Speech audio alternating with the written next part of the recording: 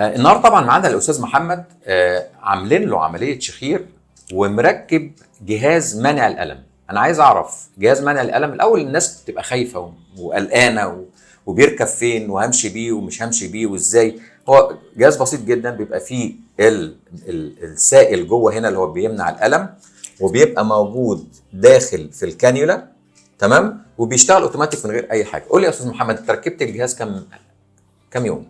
قعد معاك كام يوم؟ 3 ايام. 3 ايام. قول لي اخباره ايه في الثلاث ايام؟